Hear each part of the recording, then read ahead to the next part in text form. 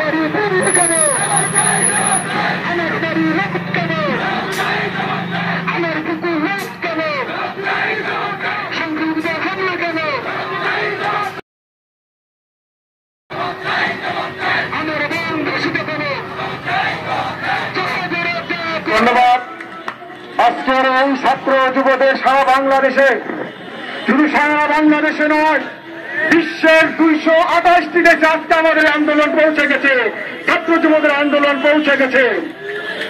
আজকে আমি ধন্যবাদ জানাই ছাত্ররা যেভাবে পতঞ্জলি পাহাড়ের মতো রাত জেগে এদেশে হিন্দু বৌদ্ধ খ্রিস্টানদেরকে পাহারা দিচ্ছে।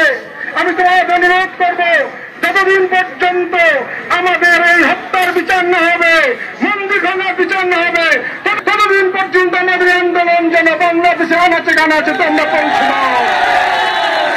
আমাদের কোন দল নাই, আমরা নিরপেক্ষ, আমরা বাংলাদেশি। তাই আমরা 2000 সাল থেকে 2024 সাল পর্যন্ত যত সংখ্যালঘু নির্যাতন হয়েছে তা শ্বেতপত্র প্রকাশ করার জন্য আমি তত্ত্বাবধায়ক সরকারের কাছে অনুরোধ করছি। আপনারা যদি আমাদেরকে এই ইয়ে দেন, আমরা বুঝবো বাংলাদেশ সংখ্যালঘু নির্যাতন কে করেছে। একটা মেসেজ দিতে চাই, সংখ্যালঘুদেরকে মাইনাস করে আগামীতে কেউ সরকার গঠন করতে পারবে না। সংখ্যালঘুদের মাইনাস করে কেউ প্রধানমন্ত্রী হতে পারবে না। আপনারা যদি স্বপ্ন দেখেন আমাদেরকে মাইনাস করে আপনারা মন্ত্রী হবেন, রাষ্ট্রপতি হবেন, আপনারা প্রকাশ স্বর্গে বাস করছেন। আমরা যদি ভোট বর্জনের ডাক দেই, বাংলাদেশে কোনো ভোট হবে না। তাই বলতে চাই,